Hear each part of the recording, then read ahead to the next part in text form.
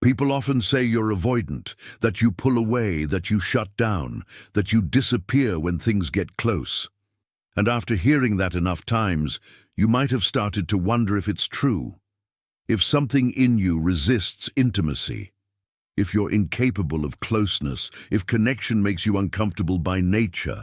But before accepting that label, there's something important to understand. Avoidance is one of the most misunderstood patterns in adult psychology. Because what looks like emotional distance from the outside is very often self-protection on the inside. And protection doesn't come from nowhere. It is learned.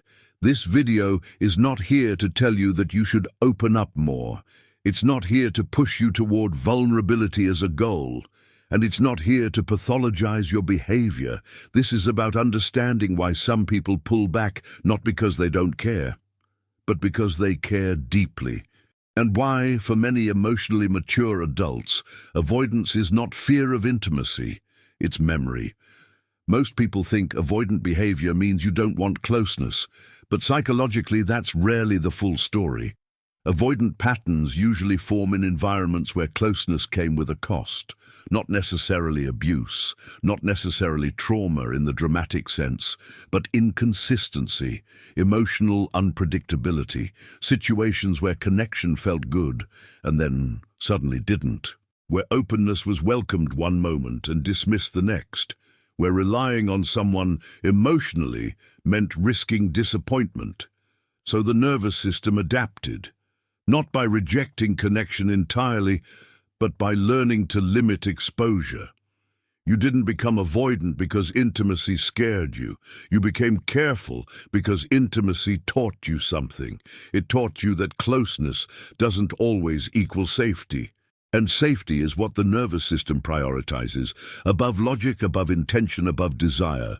Many people with avoidant patterns are deeply relational. They care intensely, they feel strongly, they bond deeply, but they bond internally before they bond externally. They don't rush attachment, they don't trust easily, not because they don't want to, but because they've learned what happens when trust is misplaced. Avoidance is often framed as emotional immaturity, but in many adults, it's the opposite. It's over-adaptation.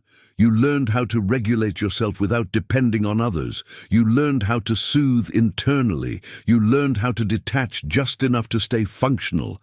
And that worked, until it didn't. The problem with over-adaptation is that it becomes identity. You start seeing yourself as someone who doesn't need much, someone independent, someone self-contained, someone who handles things alone.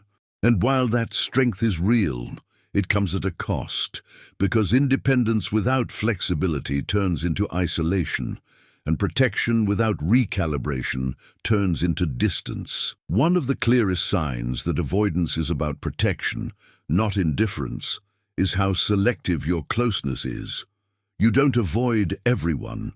You avoid unpredictability. You avoid emotional volatility. You avoid situations where your nervous system doesn't know what to expect. When connection feels stable, calm, respectful, you can be deeply present. But when it feels demanding, chaotic, or emotionally invasive, you retreat. That's not fear. That's discernment shaped by experience.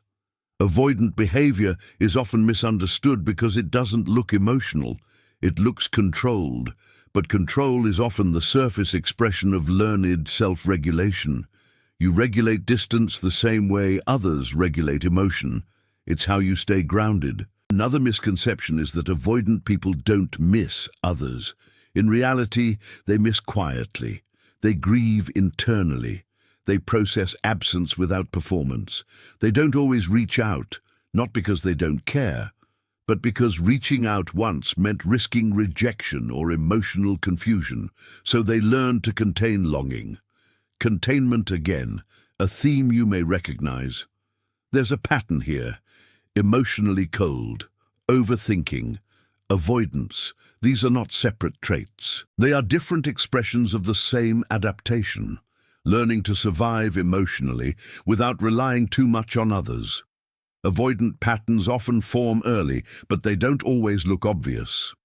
Sometimes they form in families that valued independence too early, where emotional needs were minimized, where self-soothing was encouraged, but co-regulation was absent. You learned that needing less made things easier, so you did. Other times, avoidance forms later, after relationships where effort was one-sided, where you carried emotional weight alone, where closeness required constant explanation. So you adapted again, you pulled back, you conserved energy, you protected your inner world. Avoidant behavior is not a rejection of others, it's an attempt to preserve yourself. And preservation is not the same as withdrawal. One of the most painful parts of being labeled avoidant is being misunderstood. People assume you don't care, that you're detached, that you're emotionally unavailable. But what they don't see is how much inner negotiation happens before you pull away. The evaluation, the hesitation, the internal dialogue. You don't disappear impulsively. You withdraw when your system feels overloaded. And overload doesn't always look dramatic. Sometimes it's subtle, a sense of being emotionally crowded, a feeling that your boundaries are dissolving, a quiet signal that says, "This is too much." Avoidant people often need more space, not because they don't value connection, but because space is how they reset regulation. Space restores clarity. It reduces internal noise. It helps the nervous system recalibrate. This is not avoidance as fear. This is avoidance as regulation. The danger comes when protection becomes automatic. When withdrawal happens even in safe situations, when distance is used even when closeness would be nourishing, that's when the pattern deserves attention. Not judgment, attention. Healing avoidant patterns does not mean forcing intimacy. It means updating the nervous system, teaching it that not all closeness costs the same, that some connections are predictable, that some people are consistent, that some forms of intimacy don't require self-erasure. This is why just open up never works. Because openness without safety is not healing, it's exposure. And exposure without regulation reinforces avoidance. Growth for avoidant people is subtle. It's about expanding tolerance for closeness slowly, choosing connection intentionally, allowing dependence in measured ways. Not all at once, not dramatically, but honestly. If you recognize yourself here, it doesn't mean you're broken. It means you learned well, maybe too well. And now your system needs an update, not a rewrite. You are not avoidant because you don't want love. You're avoidant because you learned how to survive without depending on it. And survival strategies deserve respect, even when they need adjustment.